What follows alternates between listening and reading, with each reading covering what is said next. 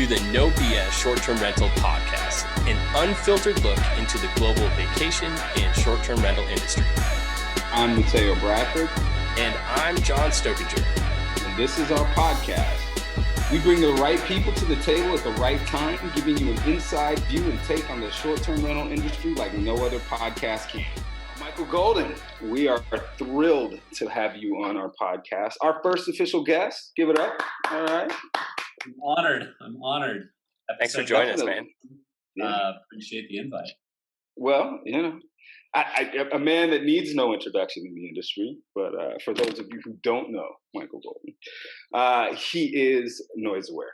He is the brand and an industry legend. I would like to call him. For as long as I've known him, as long as I've known the industry, Michael's been in this industry, and a significant force and voice within the industry. And so with that, you know, we are honored to have you and have you talk with us today. So thanks for jumping on, brother. Yeah. First of all, you make me sound really old. Second of all, I'd love to bring you everywhere and have you give that same introduction to everywhere I go.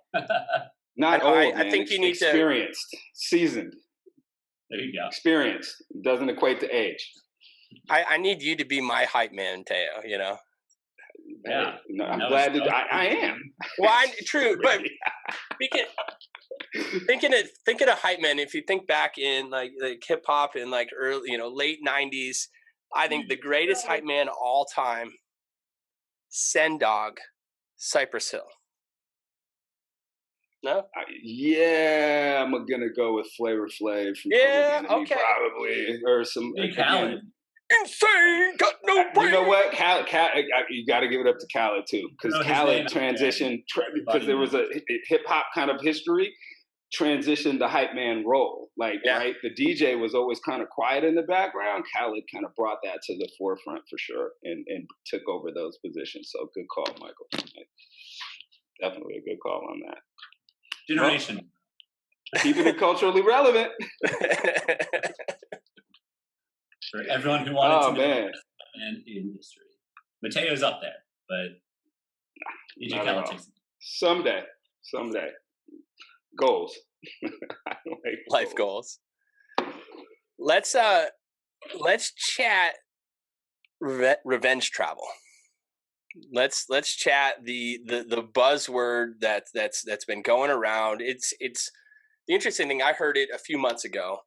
And then, and it kind of died out, and then it's kind of starting to peak back up again. And I'm starting to see it in the news, hashtag revenge travel, hashtag, and what exactly is revenge travel in your eyes, Michael?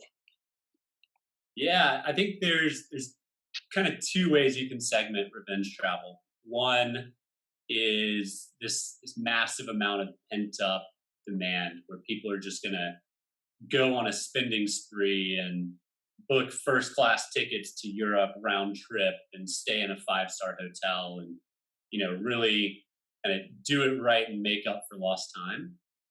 And then there's the people that haven't been around folks. They've been in lockdowns, whether it's their state or their country, for way too long. And ultimately, as soon as they get together with some peers or some friends or some family, it's going to get wild and it's going to get rowdy.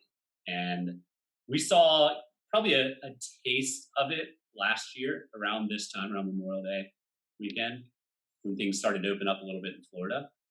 Incidence rates went through the roof. Every other day, there was a story about a house party in an Airbnb in the news. We saw some crazy things. There was pop-up strip clubs on the regular. It wasn't a one-off event. Charging cover at the door. One of our property managers showed up to the door. The bouncer tried to pay him off, tell him to go away.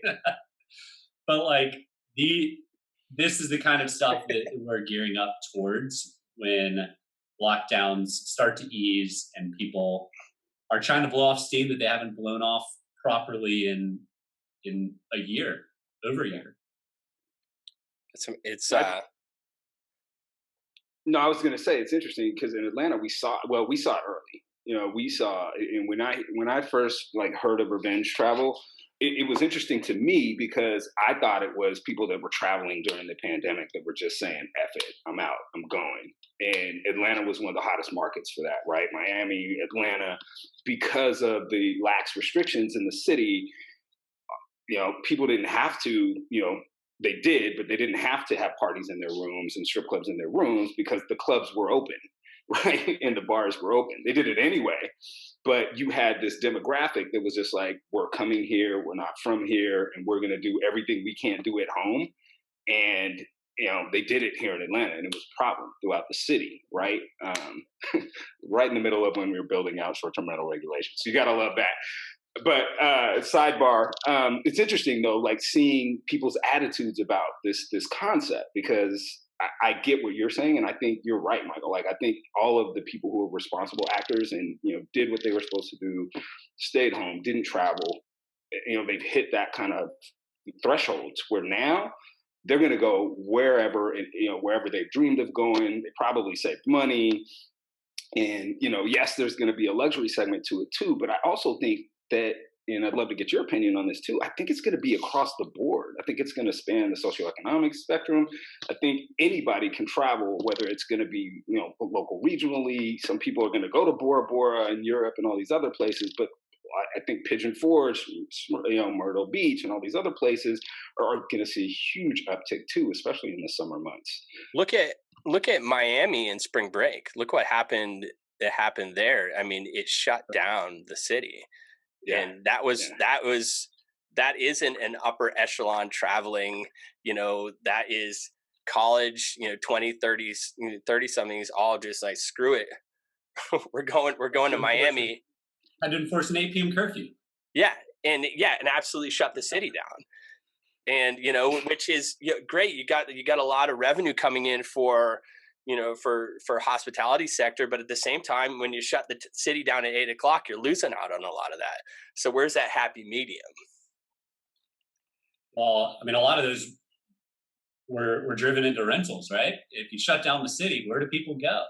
And that's part of what we saw a lot of last year. The only place that people could gather comfortably was not in a bar, was not at a concert, was not at strip club. It was in a rental, and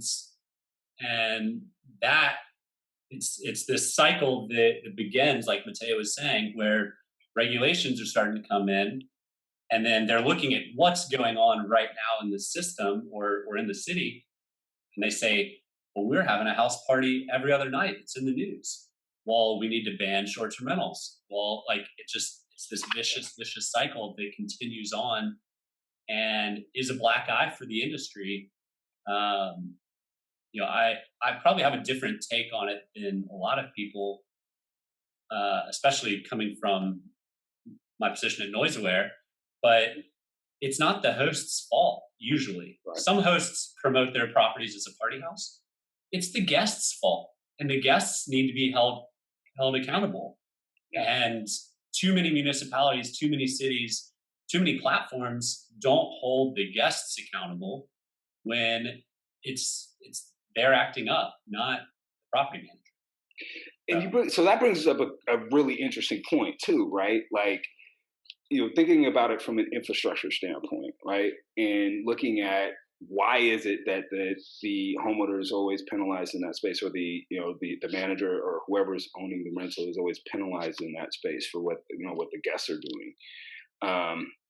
I don't know why. I guess it's because of the responsibility of managing a place, right? Or the concept of managing typically falls on who is responsible for the unit. But again, it's like if you go to a hotel, that at the end of the day, the guest it's the guest's issue.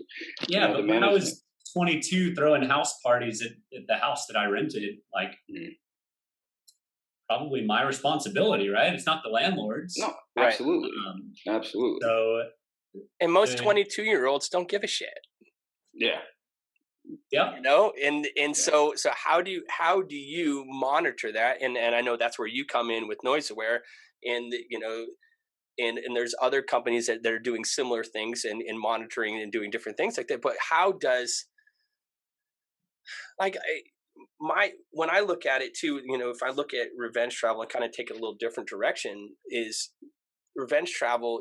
I saw a statistic that people are spending, or because they've been pent up and there's pent up demand, they're looking to spend 140 to 150% more than they were spent last year and previously to get out and do this. And a lot of these people are doing it responsibly.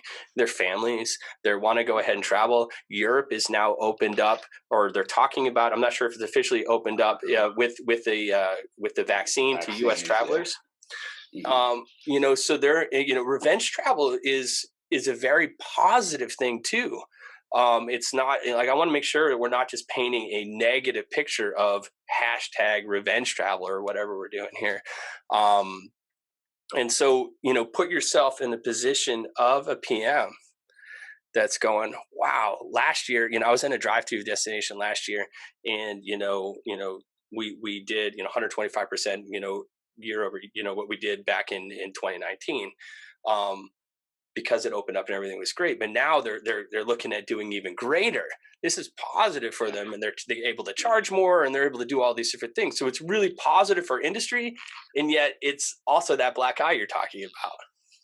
Yeah, 100%. So as a traveler this year, be prepared to spend more money because everything costs more. Yeah. True. And then layer on top of that stimulus checks and people not spending their travel budget last year, people are willing to spend more money. That said, people also care a little bit less. Like, I deserve this. I deserve to be able to do what I want. Entitlement. Yeah. Well, no, they feel like they sacrificed, right? Like they feel like I did the right thing. Well, some did the right things, and that a lot was asked of people over this last year, and I think the gross majority did kind of lock it down and do the responsible things, even if they traveled like regionally. Like, everybody was typically very careful and locked down in a space. So it brings up kind of my next question too. Is like, how are we going to see this, Michael? Like, is this, do you think it's going to be hyper regional? Do you think people are going to really just, because again, there's you can go luxury and still go to Pigeon Forge, right? Or go to something that's within a 2 to 3 hour driving radius of where you are. What is this going to look like? What are your thoughts on that? So cities are prepared for partiers. That's what people go to cities to do, to eat, drink, and be merry. Yep. These destination markets aren't built for what happened to them last year and what's going to happen to them this year. They're used to the Orlando, Florida, the Kissimmees. We only ever have family travelers. And then there's a pop-up strip club there, and there's a house party with 200 people there, and there's helicopters flying over that's making global news because that place is a house party. Right. So what's happening is people that have never had this noise, party, parking, trash issue before, it is being exacerbated right now. We've got a pilot with the city of La Quinta going on right now. Yep. And during COVID, in July last year, or August, I can't remember which month, they had a 270% increase in noise complaints during the height of COVID in California, right? Like, California is shut, right? But they had a massive increase in issues. So cities, locations that haven't had this problem before are starting to experience it. And it goes to what we're saying, right? Because La Quinta is one of those drive-in markets in Southern California you can get to from San Diego, for those who don't know, or LA. And, that's what people did. I mean, how many people did you talk to that were like, oh, I'm in Idlewild, or oh, I'm in Big Bear, oh, I'm in these other places, because California was locked down, or Blue Ridge, or wherever they were, they got out. They're like, I'm not staying at home. So it's interesting to see how that played out. The other thing I'd love to get you guys both your feedback on is also, it's like the infrastructure, right? Like, when things shut down, changes have been made, COVID protocols have been put in place in a lot of different areas, but is the industry ready for this mass reopening and the mass travel that's about to come? From my experience and what I'm managing now, it's a real topic. For those who've been able to operate through the pandemic, I think they'll be better off. But for those who've had to mothball and are actually kind of reopening, are they going to be ready for the scale that they're getting for these travelers? So I think this is where the divergence of short-term rentals and hotels kind of is going to be under the microscope. Short-term rentals had a pretty decent year for the most part last year. They didn't have to lay off as much staff. Hotels are not going to be ready. Like 70, 80% of staff in hotels were laid off. And now you're having to try and hire these people, train them before peak season. Throw them into the fire. Good luck. So the cream's going to rise to the top. And I think same on the vendor side, same on the PM side. The good operators are going to show their worth over the next 3, 4, 5 months, whereas the bad ones are going to go away. And the people who invested in technology and automation and making sure they're ready for scale and to be hit by the storm, no pun intended, those are going to be the clear and outright winners. Whereas the folks that did mothball their hotel or that eliminated all their staff last year and now they're trying to bring them on board and train them up, it's going to be a long year for those folks. And that brings up a great point, Michael, is you have to look at the staff and you have to look at all these different markets and where the government has come in and it's made it advantageous for, and I don't want to say lower end staff, but for the hardworking cleaning staff, the maintenance staff, the staff that might not be making as much as, say, as a manager or someone else, to just go back and get a nice check every month to not work. And so now they're in a position, you're either have a few homes and you're doing your own Airbnbs and you're using an outside housekeeping vendor, or you're a large PM and you're taking care of them, you're trying to staff internally or still use vendors. The workers aren't there. They're not coming back in droves. I mean, we see it on the hospital, the hotel side for sure, but we're seeing it, I'm talking to different PMs in different markets. They're like, man, we're having staffing issues right now because it's just, I can't pay them enough. They're making more not working right now. Yeah. It's a huge issue. And with this insurgence or resurgence of travel and the revenge travel that is happening now, and it's just going to continue to exponentially get bigger unless we can go ahead and figure out how to pay and take care of these cleaners and the hardworking staffs that are truly make these businesses run. We're going to run into an issue there as well. Yeah, I mean, you see it all over social media. I don't know where, I know Georgia's opened up. I don't know if Indiana's opened up or not, but you go to restaurants, they're all understaffed. So there's signs that say, please be patient with us. Yep. We're hiring.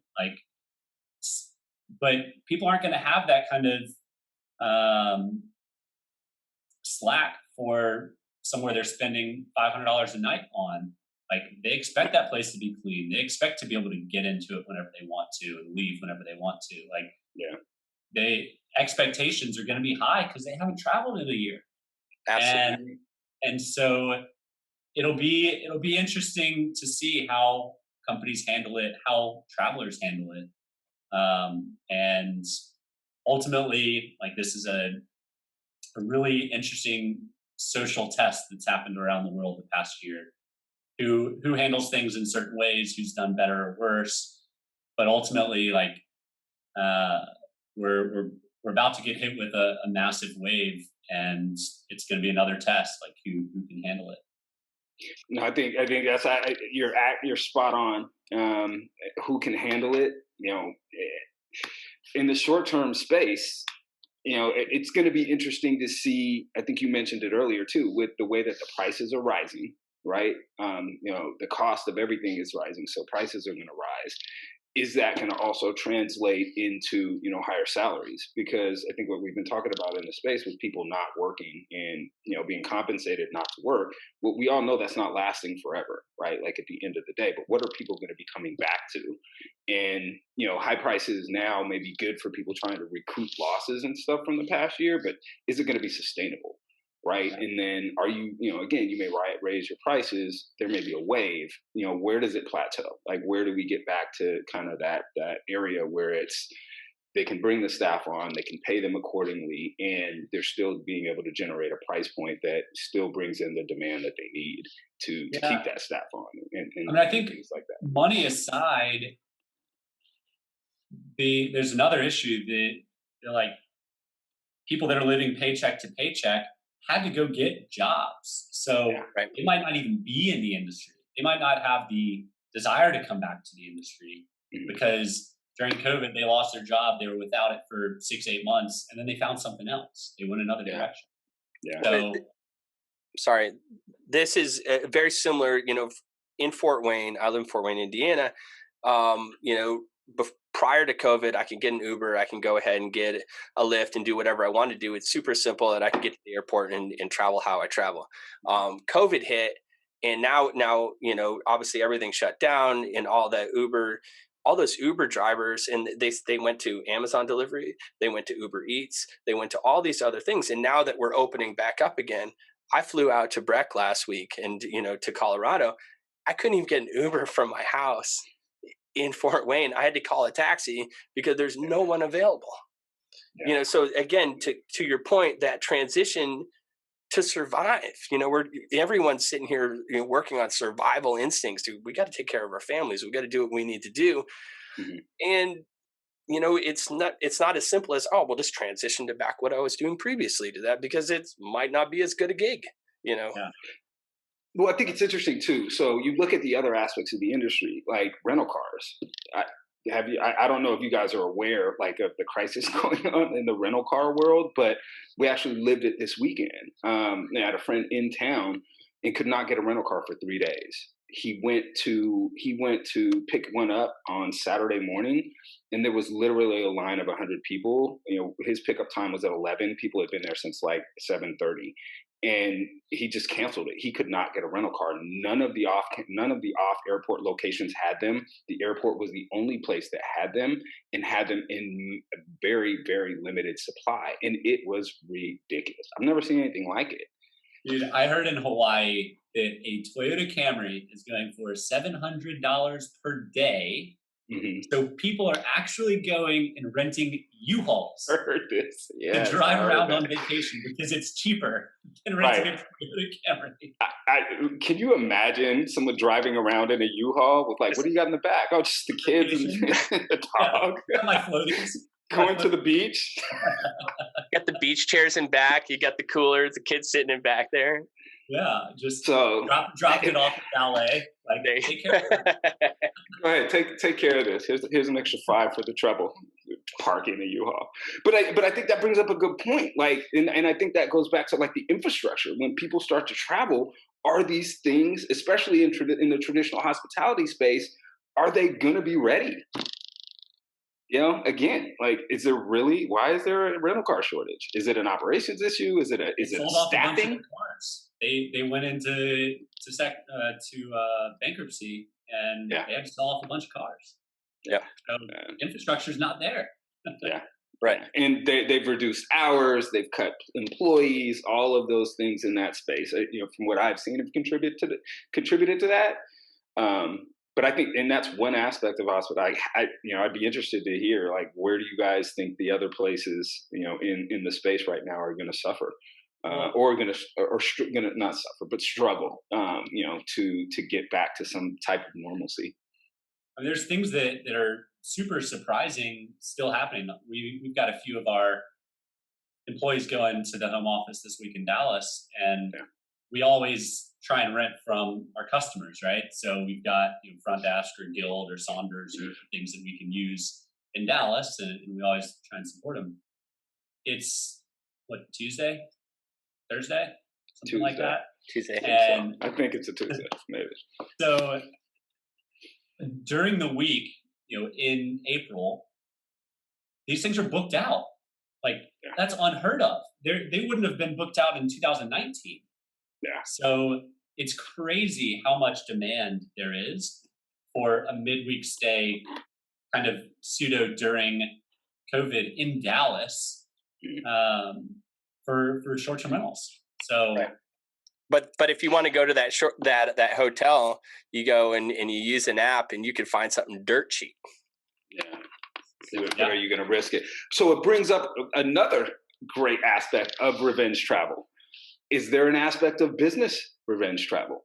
I was watching CNBC yesterday, and they had a whole segment on that, talking about people being vaccinated now, and a little bit of that pent up. Hey, are you vaccinated? Well, I'm vaccinated. So hey, let's go have this business meeting. Let's go have this business dinner. I know I'm traveling. I know John, you're traveling now. Michael, you're traveling as well. All for the business side of what we're doing. Is that going to be a part of this? And how has the culture changed around that? It's I think people are expecting slower than I am on the business travel return. It's kind of the first domino to fall. As soon as I start traveling, our competitors are going to start traveling, or as soon as they start traveling, I'm going to start traveling. Right. But if you layer in this remote work, NoiseAware hasn't hired anybody in Dallas since COVID started. We've just hired people in Austin or Denver or LA or San Diego. So when we have meetings, people need to travel now when previously they didn't. So there's actually potential for more business travel in the future than less. And all these experts are predicting 2 or 3 years to have business travel return. Not in America, maybe globally. I haven't really stopped. I mean, I think I took 7 months off but I would still, with Florida being open and doing what they do, I'm still able to go, was able to go and travel to Florida and do it and visit with prospects and clients. And then now, I see the same thing you're talking about with us hiring at TravelNet, again, tons of remote hires, but when do we want to go ahead and whenever we want to go ahead and bring people in to actually meet in person? Yeah, you're right. Now instead of flying 2 or 3 people in, you're flying 10, 12 people in for that on-site meeting. Which can go ahead. I think there's a real niche market for like a small corporate events that are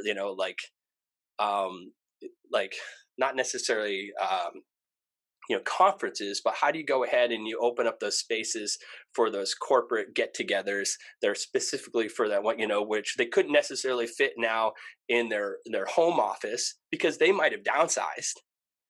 Because you don't need to go ahead and have that footprint anymore because everyone's remote and they might only be coming back at 50% in office and not make, it's interesting. I just love the evolution and where everything is going.